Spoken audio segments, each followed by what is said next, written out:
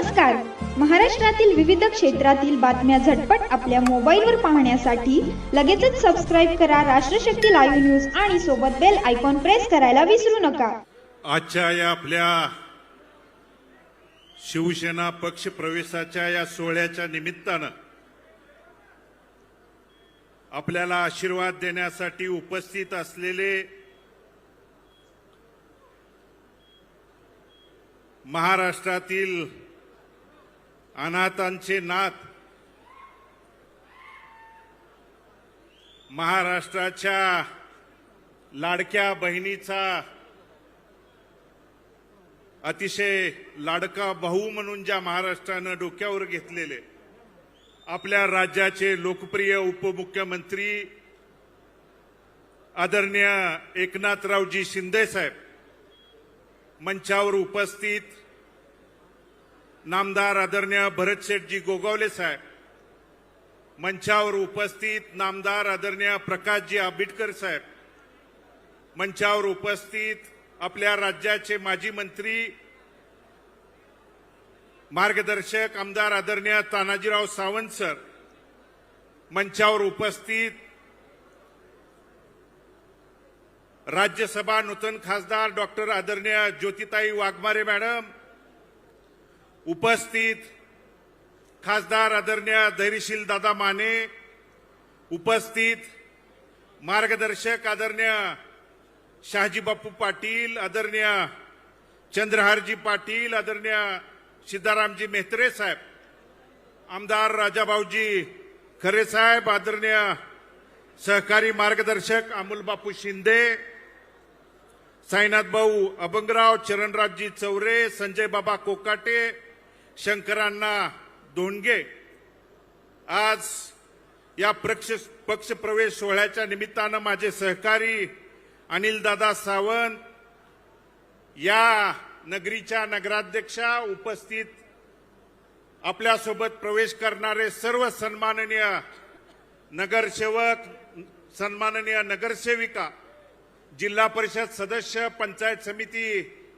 सदस्या, पंढरपूर आणि मंगळवेढा तालुक्यातील तमाम भारत नानांच्या विचारावरती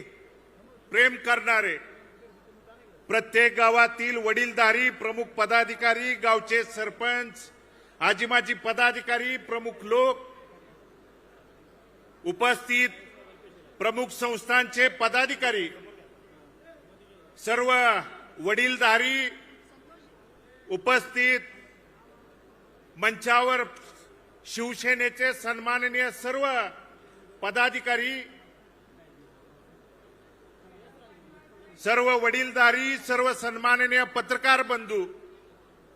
आणि उपस्थित तरुण सहकारी मित्रांनो, आजच्या या पक्ष सोहळ्याच्या निमित्तानं मी आदरणीय शिंदे साहेबांचं मनापासून, अंतकरणापासून या ब्रह्मांड नायक पांडुरंगाच्या नगरीमध्ये त्या ठिकाणी अंतकरणापासून स्वागत करतो. साहेब, 2009ला या मतदारसंघाची पुनर्रचना झाल्यानंतर देवभूमी पंढरपूर आणि संतभूमी मंगळवेढा या दोन्ही नगरीची हा मतदारसंघ झाल्यानंतर 2009, 2014, 2019ला तिन्ही वेळेला माझ्या वडिलांनी, भारत नानांनी या मतदारसंघाचं प्रतिनिधित्व केलं. या भागातल्या शेतकऱ्यांच्या, सर्वसामान्यांच्या, बहुजन समाजाच्या अडचणी, प्रश्न, समस्या त्या पवित्र विधान भवनामध्ये भांडण्याच्या त्या ठिकाणी भूमिका बजावली. परंतु 2020ला कोरोनाच्या त्या कठीण काळात, त्या प्रसंगी दुःखद निधन झाल्यानंतर, त्या अडचणीच्या, संकटाच्या प्रसंगी ज्यावेळी मतदारसंघावरती प्रतिकूल परिस्थिती, अडचणीची परिस्थिती, माझ्या कुटुंबावरती संकटाची, अडचणीची परिस्थिती त्या दरम्यान आली. मग झालेली पोटनिवडणूक असेल, त्यानंतर साहेब 2024ला झालेली निवडणूक असेल, पोटनिवडणुकीला साहेब 3700 मतांनी मला पराभवाला त्या ठिकाणी सामोरं जावं लागलं. पराभवाला सामोरं जावं लागल्यानंतर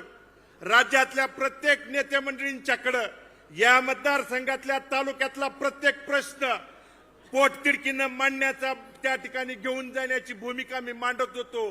भांडत होतो, बोलत होतो. परंतु तालुक्यात बऱ्याच लोकांनी सांगितलं भालके संपलेत, भालकेचं काय आहे. पण 2024ला देखील साहेब निवडणूक लढवत असताना या भालकेचं काय आहे म्हणून त्या ठिकाणी सांगितलं. पण त्या प्रतिकूल परिस्थितीत साहेब डोक्यावरती कुणाचा देखील हात नसताना ती निवडणूक लढवली. आणि इथल्या मायबाप जनतेने, कारण माझ्या वडिलांच्या जाण्यानंतर माझ्या वडिलांनी जर माझ्या पाठीमागे काय सोडलं असेल, कारण वडील मुलासाठी इस्टेट प्रॉपर्टी संपत्ती सोडतो, माझ्यासाठी जी इस्टेट प्रॉपर्टी धन संपत्ती आहे ती माझी मायबाप जनता ही माझी इस्टेट प्रॉपर्टी धन संपत्ती आहे. साहेब मला 1,16,717 मतदार बंधू भगिनींनी आशीर्वाद देऊन पाठबळ देण्याची भूमिका त्या दरम्यान बजावली. 8,400 मतांनी त्या ठिकाणी पराभव स्वीकारावा लागला. पण पराभवानं खचून न जाता लढणं त्या ठिकाणी काळाची गरज आहे. लढणं, कारण साहेब मी आपली भाषणं नेहमी त्या ठिकाणी ऐकत आलेलो आहे. रणांगणातनं त्या ठिकाणी पळ कधीच काढायचा नसतो, रणांगणातनं पळायचं नाही, तर प्रत्येक रणांगणातनं पळवायचं काम त्या ठिकाणी करायची भूमिका, पार पाडायची असते भूमिका. आणि म्हणून साहेब 4 महिन्यापूर्वी नगरपालिकेच्या निवडणुकीच्या निमित्तानं, कारण आपल्याला साहेब भेटायला येत असताना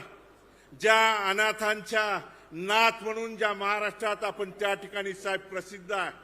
गोरगरिबांना मदतीचा हात देणं, कार्यकर्त्यांना ताकद देणं, बळ देणं. कारण या पंढरपूरकरांनी नाही तर संपूर्ण महाराष्ट्राने साहेब बघितलंय. आज आपण मुख्यमंत्री असताना साहेब पंढरपूरकरच नाही तर संपूर्ण महाराष्ट्र बघत होता. आषाढी वारीला साहेब इतिहासात अनेक मुख्यमंत्री साहेब आले, पण आपण एकमेव असे मुख्यमंत्री आहात की आषाढी वारीच्या नियोजनासाठी अगोदर 2-2 दिवस त्या ठिकाणी, मग वाकरीपासून तो मंदिर परिसराचा प्रत्येक भाग ना भाग फिरून, मग पाण्याची परिस्थिती त्या ठिकाणी वारकऱ्यांना आहे का, पिण्याच्या पाण्याची सोय आहे का, त्याला सावली आहे का, त्याला कुठली गैरसोय आहे का, मुतारीची सोय आहे का, ही प्रत्येक गोष्ट बघणारा मुख्यमंत्री पंढरपूरकरांनी आणि महाराष्ट्राने, उभ्या महाराष्ट्राने साहेब पहिल्यांदा पंढरपूरच्या इतिहासामध्ये त्या ठिकाणी बघितला. आणि ती भूमिका पंढरपूरकरांनी त्या ठिकाणी अनुभवली आहे, बघितली आहे. आणि म्हणून 4 महिन्यापूर्वी साहेब निवडणुकीला सामोरं जात असताना ही आपली त्या ठिकाणी परवानगी घेऊन आपण सांगितलं जा लढ, तुझ्या पाठीमागे मी खंबीरपणे उभा आहे म्हणून सांगितल्यानंतर मी इथल्या सगळ्या सहकार्यांना, कार्यकर्त्यांना सांगितलं होतं की आपण त्या ठिकाणी सक्षमतेने ही नगरपालिकेची निवडणूक लढवायची. आणि साहेब निवडणूक लढवत असताना आज जिल्ह्यात अशी परिस्थिती आहे साहेब, आमच्या विरोधात लढत असताना आमदार असतील, राज्याचा त्या ठिकाणी या जिल्ह्याचा पालकमंत्री गणपती मंडळाला आरतीला फिराव तसं साहेब गल्ली गल्ली बोळाबोळाने त्या ठिकाणी फिरत होता. या जिल्ह्यानं प्रत्येक तालुक्यात, प्रत्येक शहरात, प्रत्येक त्या ठिकाणी नगरपालिकेला बघितलंय. येऊन त्या ठिकाणी चौकात त्या ठिकाणी सांगत होता, माझ्या पत्नीला प्रश्न विचारत होता, मला विचारत होता की भालकेजी तुम्ही निवडून आल्यानंतर निधी कुठून आणणार आहे, तुम्ही निवडून आल्यानंतर त्या ठिकाणी निधीला माझ्याकडे यावं लागणार आहे. पण मी त्यांना ठामपणे त्यावेळी सांगितलं होतं, भारत नाना भालकेंच्या तालमीत तयार झालेलो होतं आम्ही त्या ठिकाणी कार्यकर्ते आहे, निधी कुठून आणणार आहे, अरे निधी देणारा हा माणूस आहे इथं बघ येऊन. आणि म्हणून निधी कुठून देणार आहे हा जो त्या ठिकाणी आविर्भाव आहे, गर्वाचा जो त्या ठिकाणी उन्माद आहे बंधूनो, पांडुरंगाच्या नगरीत ज्या ठिकाणी साधू संतांनी आपल्याला शिकवण दिली आहे त्या ठिकाणी अतिगर्वाचं जे त्या ठिकाणी जो चढलेला आहे ना, आज जिल्ह्यात प्रत्येक भागात गेल्यानंतर अशा पद्धतीची वर्तणूक, वागणूक त्या ठिकाणी आपल्या जिल्ह्यात राजकारणात, समाजकारणात दिली जाते. अरे शिंदे साहेबांनी मुख्यमंत्री असताना, उपमुख्यमंत्री असताना कधी पक्ष, पार्टी, जात पात, गट तट कधीच बघून त्या ठिकाणी निधीच्या बाबतीत कधी त्या ठिकाणी दिलं नाही. आणि म्हणून ती भूमिका बजावत असताना या गोष्टी त्या ठिकाणी जाणून बुजून काही अडचणी आणण्याचं गुन्हे देखील दाखल करण्याची भूमिका त्या दरम्यान काही गोष्टी साहेब आमच्यावरती त्या ठिकाणी झालेल्या आहेत आणि म्हणून या 3-4 महिन्याच्या कालावधीत साहेब आम्ही ज्यावेळी आपल्याला भेटलो त्यावेळी निधीच्या माध्यमातून मग आदरणीय तानाजी सावंत सर असतील यांच्या माध्यमातून मी आपल्याला त्या ठिकाणी भेटलो की पंढरपूर नगर परिषदेच्या माध्यमातून साहेब नगराध्यक्ष आणि सर्व सन्माननीय नगरसेवक या ठिकाणी मंचावर आहेत.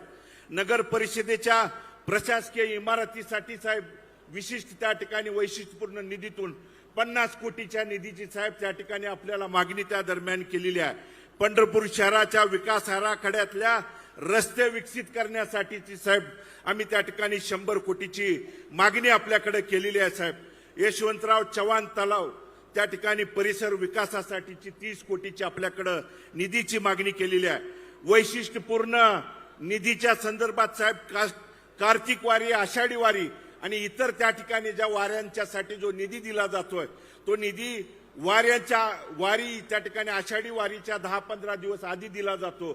पाऊस काळात त्या ठिकाणी कामं झाल्यानंतर काही कामं त्या ठिकाणी निकृष्ट दर्जाची किंवा पाऊस काळात होतात त्यामुळे चुकीची त्या ठिकाणी कामं होऊ नये म्हणून जर आता आम्हाला त्या ठिकाणी दिली तर ती चांगल्या पद्धतीची कामं होण्यासाठी साहेब आम्हाला त्या ठिकाणी ताबडतोब आपल्याला निधी त्या ठिकाणी द्यावा. GFRP जे शॉकप्रूफ पोल साहेब आम्ही त्या ठिकाणी आपल्याकडे मागणी केली की जेणेकरून शॉकप्रूफ पोल जे विजेचे त्या ठिकाणी शॉक लागून इथं जवळजवळ 25-30 लाख आषाढी त्या ठिकाणी जी यात्रा आषाढीच्या वेळी भरते त्यावेळी कुणालाही इथल्या वारकरी येणाऱ्या महाराष्ट्रातल्या येणाऱ्या वारकऱ्यांना शॉक लागणं त्या ठिकाणी दुर्घटना होऊ नये म्हणून त्या दरम्यानची त्या निधीची त्या ठिकाणी मागणी केलेली आहे. पंढरपूर शहरामध्ये साहेब त्या ठिकाणी अद्ययावत असं क्रीडा संकुलाचं त्या दरम्यान मागणीचं आपल्याकडे ती मागणी केलेली आहे. आणि दुसरं जे संतांची नगरी म्हणून मंगळवेढ्यामध्ये साहेब जी प्रसिद्ध आहे त्या नगरीमध्ये 24 गावच्या उपसा सिंचन बाबतीतल्या योजना आहे आणि जगज्योती महात्मा बसवेश्वराच्या स्मारकासाठीचा वर्षानुवर्ष साहेब महात्मा बसवेश्वराच्या स्मारकाच्या बाबतीतला निधी ज्या महात्मा बसवेश्वरांनी 13 वर्षाचं वास्तव कर्मभूमी म्हणून मंगळवेढ्याच्या नगरीमधून जगाला त्या ठिकाणी समानतेची त्या ठिकाणी संदेश दिला त्याचं त्या ठिकाणी कुडल संगमच्या धर्तीवरती आपल्या मंगळवेढ्यामध्ये त्या ठिकाणी स्मारक व्हावं यासाठी साहेब त्या ठिकाणी स्मारकाच्या निधीच्या बाबतीत आणि संत चोखामेळा स्मारकाच्या निधीच्या बाबतीत त्या ठिकाणी निधी मिळावा ही विनंती आपल्या माध्यमातून करतो. आणि सन्माननीय आदरणीय आरोग्यमंत्री साहेबांना देखील एक विनंती या दरम्यान करणार आहे की कॉटेजला 200 बेडचं त्या ठिकाणी आपल्याला त्या ठिकाणी घोषणा झालेली आहे त्या बाबतीत करून जे वाकरी पालखी तळावरती त्या ठिकाणी ते ट्रामा केअर सेंटर साहेब आपण आषाढीच्या वेळी त्या ठिकाणी येऊन पाहणी करून देखील त्या ठिकाणी गेला होता ते देखील करावं ही मागणीच या दरम्यान करतो. एवढंच विनंती या निमित्तानं करतो आणि मी पुनश्च एकदा आदरणीय साहेबांचं अंतःकरणपूर्वक मी आभार या दरम्यान व्यक्त करतो. आणि साहेब आपण जो आमच्यावरती विश्वास दाखवलाय या पक्षामध्ये भविष्य काळात आदरणीय बापूंनी सांगितलेल्या पद्धतीनं या पक्षवाढीच्यासाठी भविष्य काळात आपल्या विचारानं जास्तीत जास्त त्या ठिकाणी आपल्या जिल्ह्यात त्या ठिकाणी शिवसेनेचे आमदार निवडून देण्यासाठी आम्ही भविष्य काळात आपल्या सोबत त्या ठिकाणी ताकदीनं लढून त्या ठिकाणी आपल्या सोबत राहू एवढंच या निमित्तानं अभिवचन देतो.